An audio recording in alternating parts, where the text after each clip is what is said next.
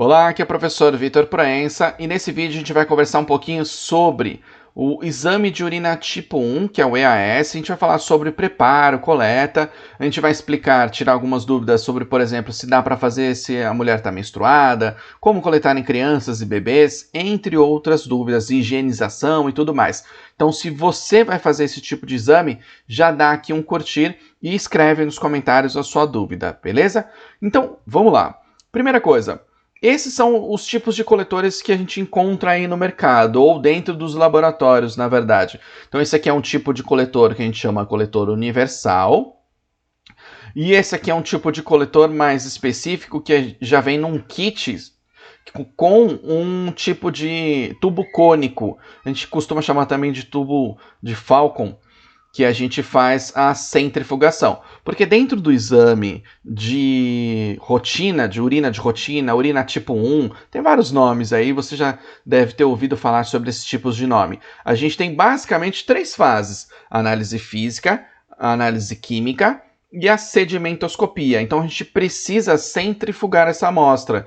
Então, depois que é feita a coleta, faz aqui uma homogeneização de leve, coloca aqui dentro desse tubo, e aí esse tubo que sim vai ser processado lá no laboratório. Então depende muito do laboratório e que tubo que ele entregou para você fazer esse exame, tá bom? Se não foi nada específico orientado, solicitado, se não teve uma instrução específica do laboratório, aí meio que tanto faz qual é o tipo de tubo que vai ser utilizado. Então, começando com a coleta masculina. Essa coleta pode ser feita, por exemplo, dentro do laboratório ou, dependendo da solicitação, pode ser feita na casa do próprio paciente, na sua própria casa. Então, primeira coisa, lavar as mãos adequadamente, todo o procedimento de lavagem das mãos, que a gente está cansado de ouvir aí, por exemplo, por causa do coronavírus. Nesse caso, o homem tem que expor aqui a região da glande e manter o prepúcio, alguma pele adicional que tiver aí, por exemplo, retraída, expor essa região, lavar adequadamente o pênis com água, sabão e enxaguar bastante a região, principalmente da glande aqui. Depois enxuga com um papel toalha.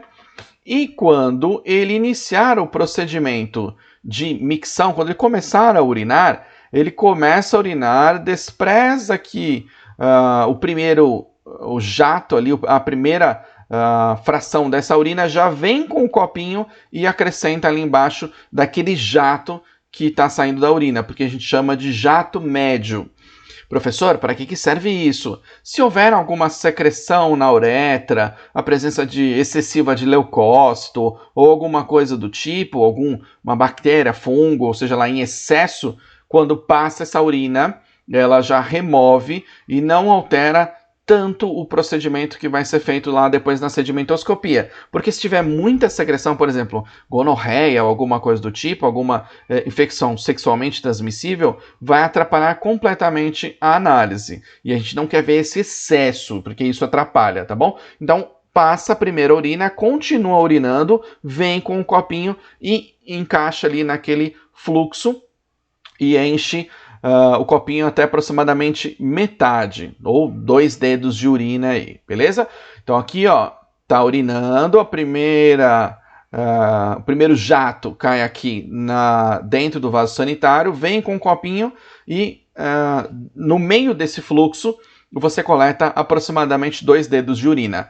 Professor, eu preciso coletar o copo cheião? Não preciso, tá bom? Eu preciso coletar mais de um copinho? Não precisa. No exame de urina de rotina, você só precisa lá uns 2 dedinhos de urina, porque depois no processamento a gente usa aproximadamente só 12 ml. Então a metade desse copinho vai ser mais ou menos 25 ml, já tem o suficiente para ser feita essa análise, tá bom? É claro que, obviamente, se cair só uma gotinha, alguma coisa do tipo, não dá para fazer análise também. E isso já é um indício de que tem uma alteração. Por exemplo, quando a pessoa tem litíase renal ou pedra nos rins e está com dificuldade de urinar, está saindo sangue ou alguma coisa do tipo, não vai sair urina adequadamente. Isso já é um indício, mas é um outro exame que a gente faz normalmente, é a urina de 24 horas. Se você não sabe o que provavelmente eu já vou ter gravado esse vídeo, eu vou deixar aqui no link abaixo do vídeo que a gente está gravando aqui, tá bom?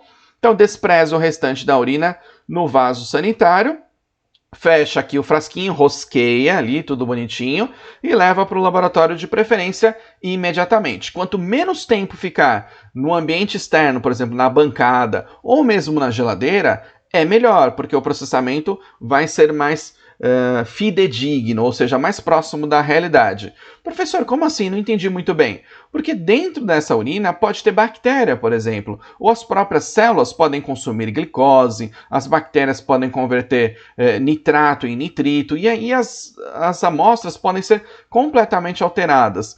A própria bilirrubina, os corpos cetônicos que são formados podem evaporar ou podem oxidar ou alguma coisa do tipo, e isso vai alterar a nossa análise, e isso a gente não quer, porque se essa análise, essa urina ficar muito tempo ali fora, por exemplo, da geladeira, não tiver fechado ou alguma coisa do tipo, a coleta vai ter que ser repetida. Isso vai ser ruim para você que está fazendo essa coleta e para a gente que também está fazendo a análise, tá bom? No caso da coleta para mulheres, lavar a mão adequadamente. Nesse caso, afastar os grandes lábios, fazer uma higienização adequada, água, sabão, enxaguar em abundância, na região mais externa, obviamente, né? Enxugar da frente para trás com um papel toalha, obviamente. Você já deve ter sido instruída, se você é a mulher que está aqui assistindo esse vídeo, a sempre fazer essa higienização da frente para trás, porque de trás para frente você encaminha bactérias que são da região anal ou enterobactérias que podem contaminar a microbiota aqui da vagina. Você já deve saber isso.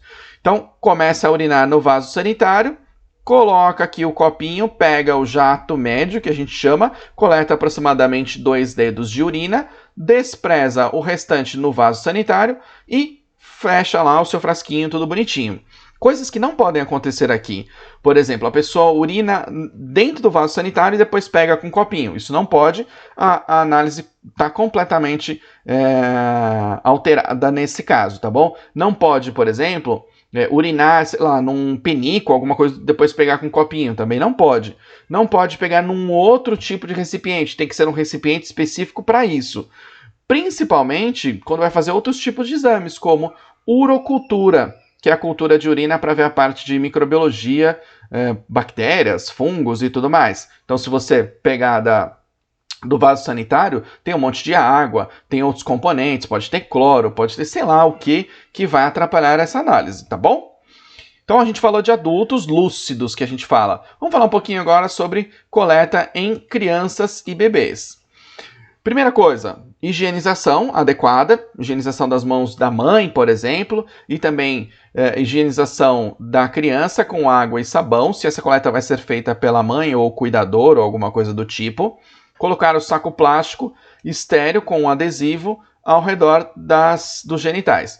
Então, só um detalhe aqui, se a criança conseguir fazer o xixi num copinho lá, no coletor universal, é o melhor dos cenários, tudo bem? Então, se ela já é consciente, sei lá, 2, 3 aninhos, a criança pode, de repente, fazer o xixi lá no copinho, você pega o jato médio, normal, assim como na coleta de um adulto. Se é um bebê ou uma criança muito pequena, ela não entende, ela não tem nem controle ainda adequado do esfíncter, pode usar fralda, por exemplo, e aí, nesse caso, ao redor da vagina ou ao redor do próprio pênis, você coloca esse saquinho aí, que é um saco coletor específico que o laboratório vai fornecer. Ele tem uma parte aqui que é adesiva e um buraquinho aqui no meio, e aí o xixi vai entrar aqui dentro, tudo bem?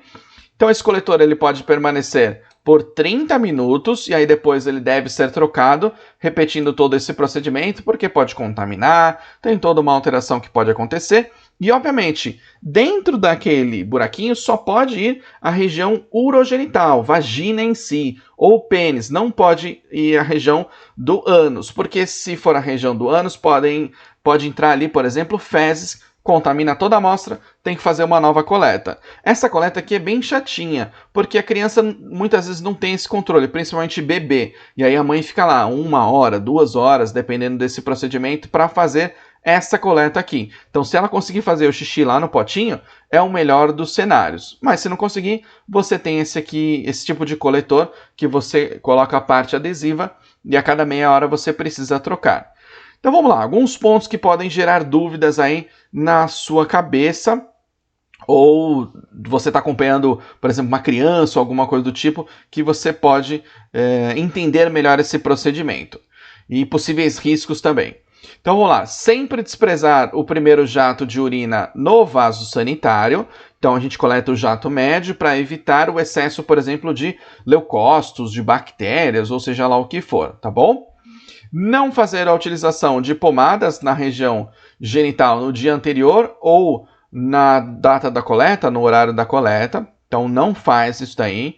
Para coleta de urina em mulheres especificamente, a gente recomenda a abstinência sexual de pelo menos 24 horas, porque senão pode aparecer sim espermatozoide na análise de urina. E aí, normalmente no laudo não vai isso daí, obviamente, mas quando a gente está fazendo a análise, a gente enxerga lá um monte de espermatozoidezinhos se mexendo lá na amostra de urina.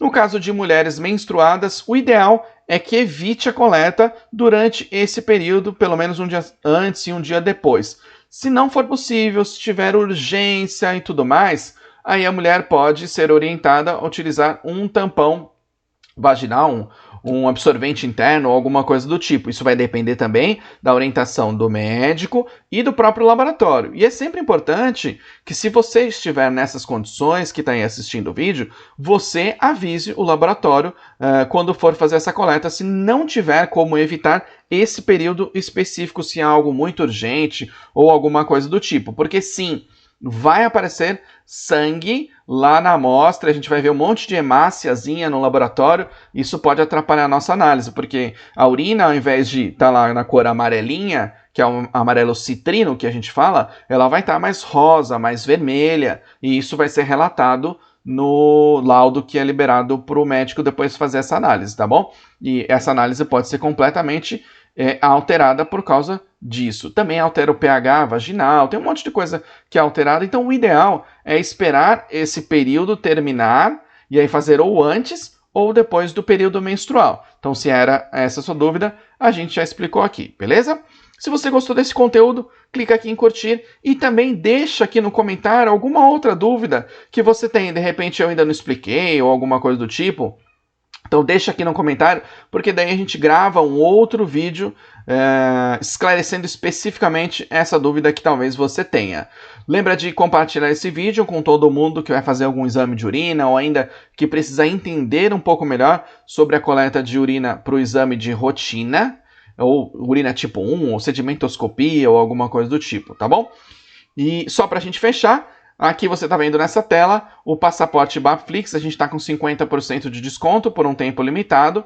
Na nossa plataforma de cursos EAD, a gente tem cursos dentro da área da saúde, cursos certificados, cursos com videoaulas, materiais complementares, acompanhamento de professores especialistas dentro da área. Então, se você precisa melhorar sua carreira ou ainda se qualificar para o mercado dentro da área laboratorial, eu vou deixar o link aqui abaixo desse vídeo, nos comentários desse vídeo, tá bom? Então é isso aí, meu nome é Vitor Proença, obrigado por me ouvir até agora, um grande abraço e até a próxima aula!